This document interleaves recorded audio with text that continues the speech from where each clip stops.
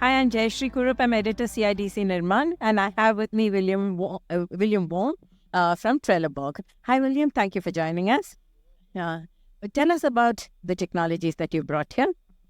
So what we've brought here today is our technologies from Germany, our UV technology. So it's the UV curing equipment for CIPP equipment, for CIPP liners, and also our robotic equipment. So the robotic equipment allows you to open laterals, remove obstacles within pipes, remove concrete that's at the bottom of the pipes. So this is what we can do. These are our latest technologies, both the UV curing equipment and the robotic equipment. Which are the sectors that use your technologies? So in terms of our UV technology, that's applied in underground sewage, stormwater applications.